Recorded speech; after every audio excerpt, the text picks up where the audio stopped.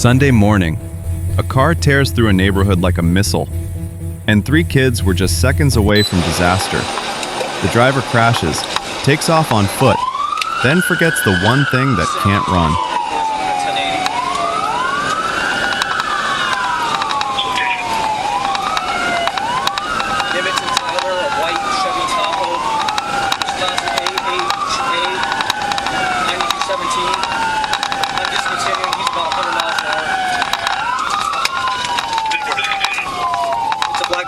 He just 1050.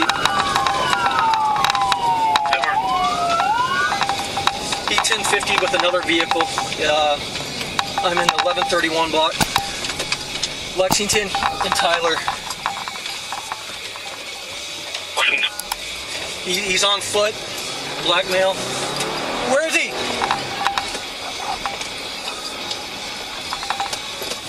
Where is he?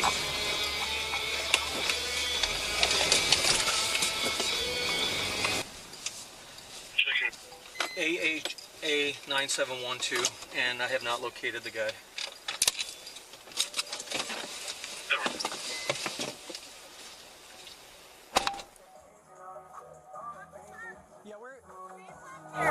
Okay, is anybody hurt? No.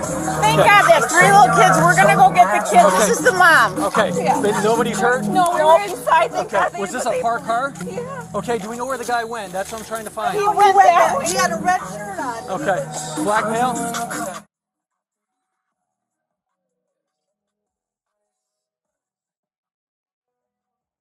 Last seen west on Lexington between Tyler and Grant, black male, red shirt.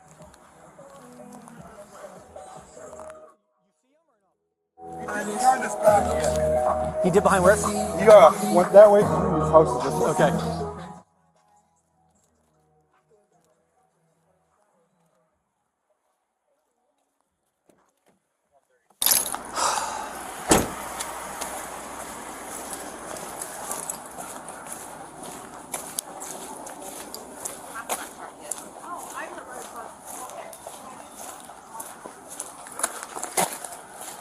Sam 124 headquarters, copy a second 28. This will be a struck vehicle.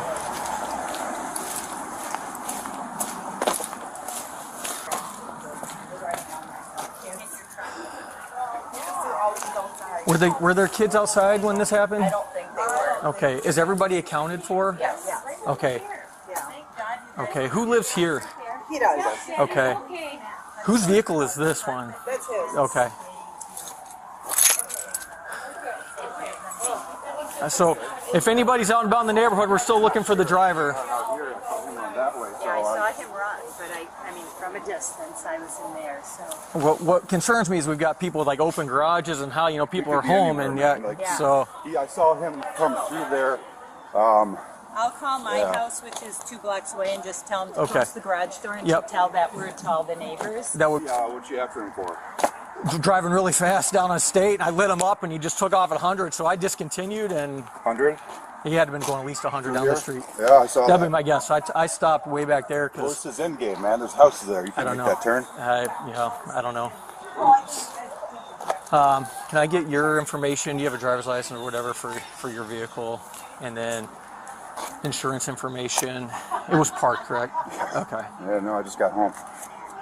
Had it parked theirs and get the kids. We're gonna go. So.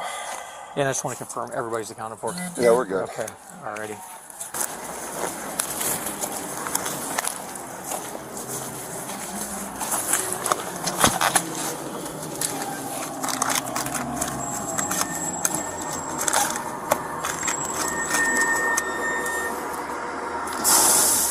Sam 124 headquarters, copy 2 names from Wisconsin Quest cards inside the vehicle. Sorry, 1 second.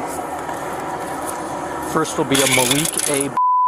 and the second will be a Sarah J. Local. Alert record with warning.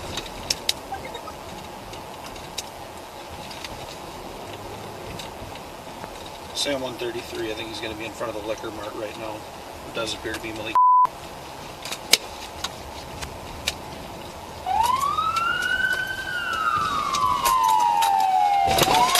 Stop!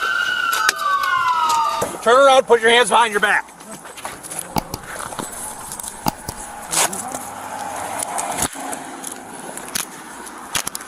Malik, you're under arrest. Fleeing an officer. And warrants. Warrants? I don't have warrants. That's what you fled from officers like last week for, isn't it? The warrants? What? I haven't even been in town. Just keep playing stupid, whatever. I haven't been in town, bro. I just got out of jail a couple days ago. Okay. You got picked up on the warrants. Right across the road here.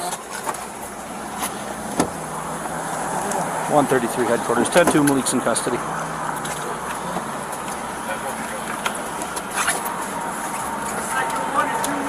Yeah.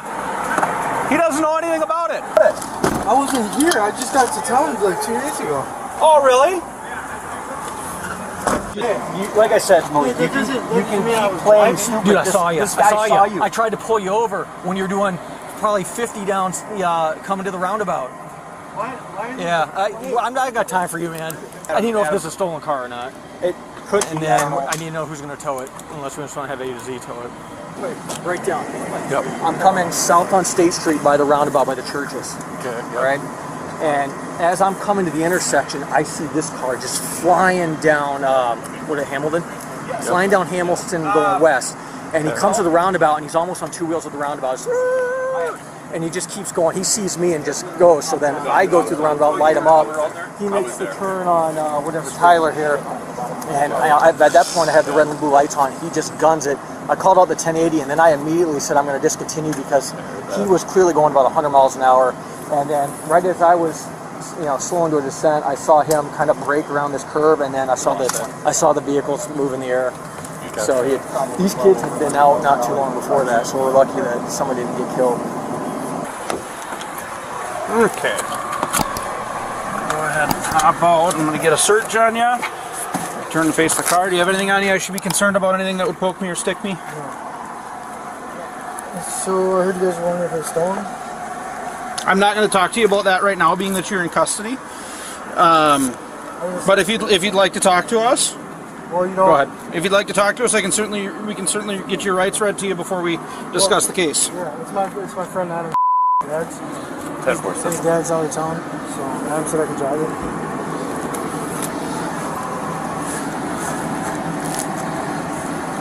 You guys know Adam here? Yep.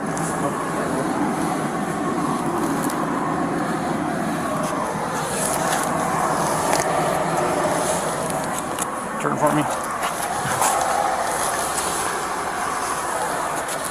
Okay. We're gonna go up to this car.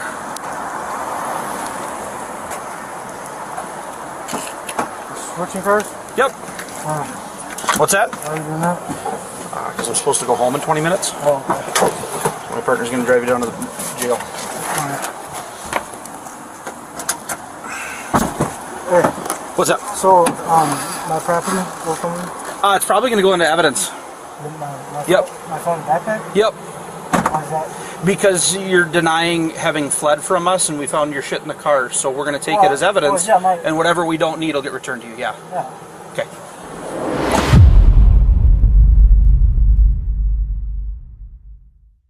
All right, let's pause and break this down neutrally, because the first reaction after watching a clip like this is usually anger, and that hollow feeling of that could have been so much worse. No one was hurt, especially those kids, but that outcome was luck, not safety. Here's the timeline in plain English. Step 1. Officers try to stop a speeding car, lights on, and the driver takes off. Step 2. Because it's a neighborhood, they discontinue the chase to protect the public. Step 3. Moments later, the car crashes and the driver runs on foot. Step 4. Items left in the vehicle, cards, phone, personal property, help identify the driver. Step 5. He's located and arrested, then immediately tries the classic move, play dumb, deny, and talk his way out. A lot of people ask, why not chase him? And I get it, because everyone wants the instant ending. But high-speed pursuits in residential neighborhoods are how innocent people get killed. Open garages, driveways, kids stepping into the street. What stands out here is restraint. They didn't chase to win, they backed off to protect the community. And then they switch to what actually closes cases, evidence and follow-up. And that choice, backing off, may be exactly why the driver thought he got away. long enough to make an even bigger mistake. Most people who flee are betting on two things. 1, nobody got a good look, and 2, nobody can tie them to the vehicle. But the car becomes a silent witness. Cards, phone, personal items, that's a fingerprint you can't argue with. You can deny with your mouth. Evidence doesn't have to raise its voice. This is a textbook psychological shift. First, I don't know anything, the safest denial. Then, I just got out of jail, a way to control the narrative and lower expectations. And then the slip. It's my buddy's car, trying to pre-answer, is it stolen, while accidentally pulling himself closer to the driver's seat. Once you start telling stories, you create timelines, and timelines can be checked. The most revealing moment is when denial turns into explanation, because that's where contradictions usually show up. I'm not going to pretend we can sentence this from a clip. Charges depend on the jurisdiction, the DA, the record, and the full report. But generally, the risk clusters into 3 buckets. 1, fleeing or eluding, not stopping when an officer signals you to stop. 2, leaving the scene or hit and run, crash, then leaving.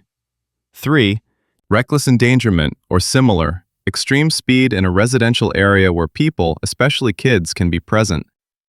The emotional weight here is that nobody got hurt, but the risk was real, and in a lot of cases, the law doesn't ignore risk just because tragedy didn't happen this time. 3 takeaways. No lectures, just reality. Lesson 1, drivers. The first mistake might be fixable. It's the chain of decisions afterward, fleeing, denying, escalating, that turns a bad day into life-changing consequences. Lesson 2, neighbors, witnesses. Witnesses matter. Descriptions matter. Direction of travel matters. But don't chase. Don't become the next emergency. Observe safely and report what you can. Lesson 3, big picture. Discontinuing a pursuit can be the most responsible choice in a neighborhood. Accountability doesn't always look like a high-speed chase. Sometimes it looks like patience and evidence. But the video leaves a few questions hanging. Questions that usually decide how this goes. Who actually owns the car? Was the buddy's car story true or damage control? What were the warrants for? And did that fear drive the decision to flee? And the biggest one, will this be framed as panic after a crash or as extreme disregard for public safety? If you want, I can do a deeper, neutral breakdown on how prosecutors typically argue neighborhood speed plus flight plus crash cases without sensationalizing it. Now I want to hear from you. What was the moment he truly lost control of the narrative? A, running from the crash. B, claiming, I don't know anything. C, saying, it's my buddy's car. Drop A, B, or C in the comments. I read them all, and I'll pin a few strong takes. And if you like breakdowns that stay neutral, timeline, evidence, lessons, hit like and subscribe for the next case. Last thing, back to the detail that matters most, those kids. This was a normal morning in a normal neighborhood, and one reckless choice almost rewrote everything. Luck showed up today, but luck is not a safety plan. If you want a follow-up format, either a deeper legal-style breakdown or a top 5 signs someone is playing dumb in a police encounter, comment breakdown, and I'll build the next upload around what you pick. Thanks for watching. Stay safe out there. See you in the next case.